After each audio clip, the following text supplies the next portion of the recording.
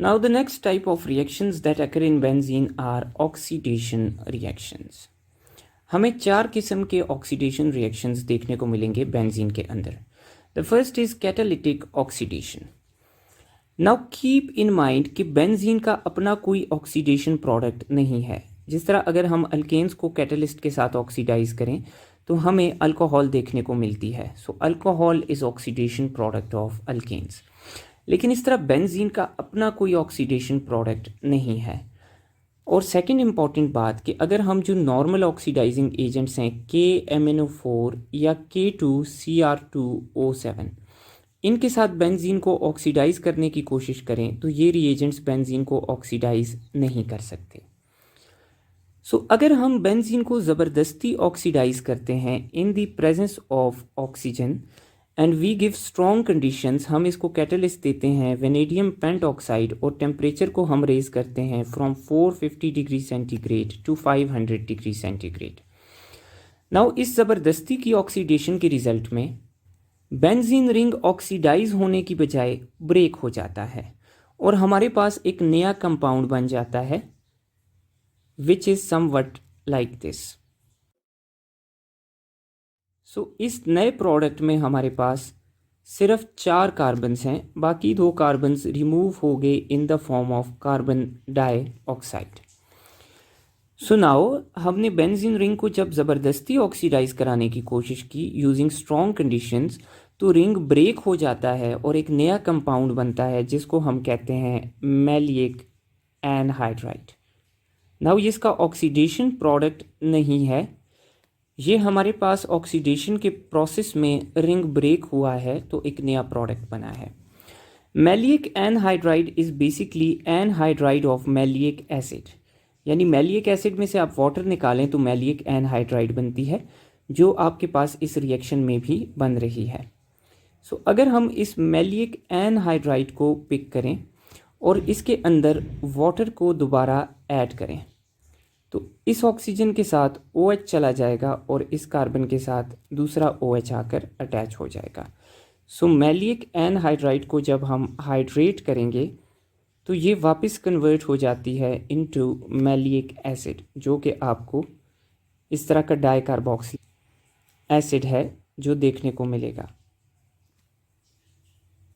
So this is maleic acid जिसकी anhydride benzene की oxidation के केस में बनी है. Now the second oxidation reaction of benzene is side chain oxidation. Now what happens in side chain oxidation reaction.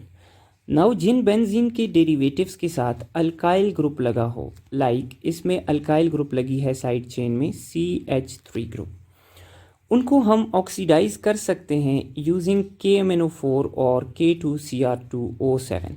Now normal benzene KMnO4 या K2Cr2O7 से oxidise नहीं होती, लेकिन अगर जिस बेंजीन में अल्काइल ग्रुप लगा हो ऐसा साइड चेन तो वो कंपाउंड्स ऑक्सीडाइज हो सकते हैं बाय यूजिंग KMnO4 और K2Cr2O7.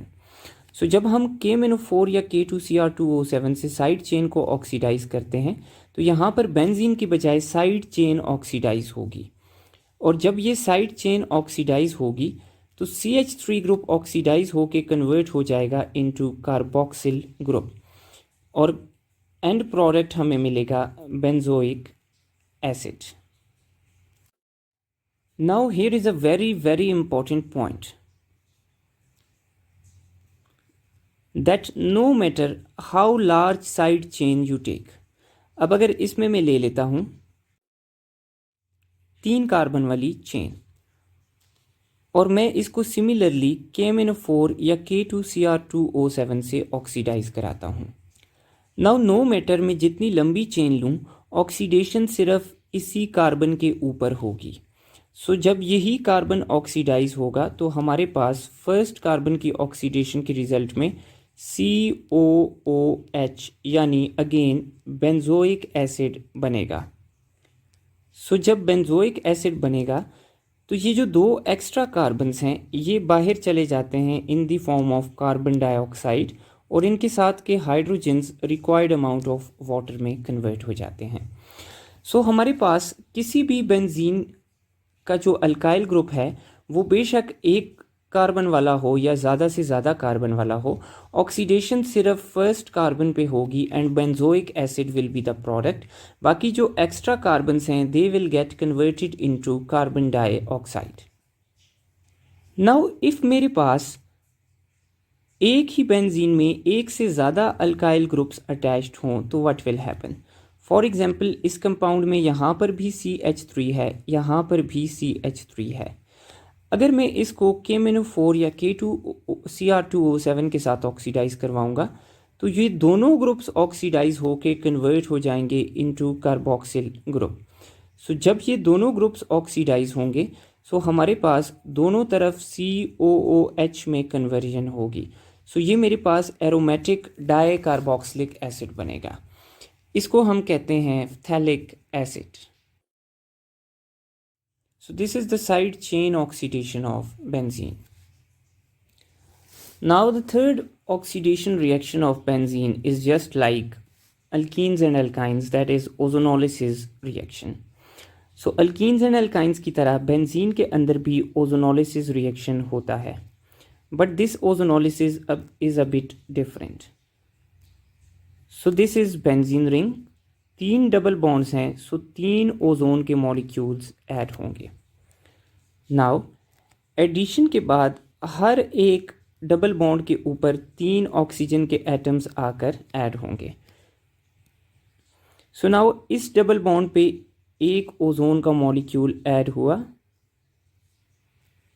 सो ये कंपाउंड बना। इस पर एक ओजोन का मॉलिक्यूल ऐड हुआ, so we got this compound. और इस पर भी एक एडिशन हुई, so we got this compound. So benzene हमारे पास कन्वर्ट हो गई इनटू बेंजीन ट्राइओजोनाइड। इसमें भी उस तरह रीअरेंजमेंट होती है, but we do not need to draw it here. So we got benzene triozonide. So here I have drawn the full structure of benzene triozonide, जिसमें 6 कार्बन्स हैं और 6 कार्बन्स के साथ 6 हाइड्रोजन हैं और 3 ऑक्सीजन के एटम्स हर डबल बॉन्ड पर आकर ऐड हो चुके हैं। नाउ इसकी मैं लाइसिस करवाता हूँ by using 3 molecules of water. So her water का मॉलिक्यूल अपने साथ इस ऑक्सीजन को ले जाएगा। सो 3 ऑक्सीजन्स चले गए वाटर के साथ, फॉर्मिंग 3 मॉलिक्यूल्स ऑफ H2O2 यानी हाइड्रोजन परऑक्साइड। नाउ जब हाइड्रोजन परऑक्साइड चली गई तो अब हमारे पास 3 फ्रैगमेंट्स बनेंगे यहाँ से। Just clearly see these fragments. First is this fragment, second is this fragment and the third is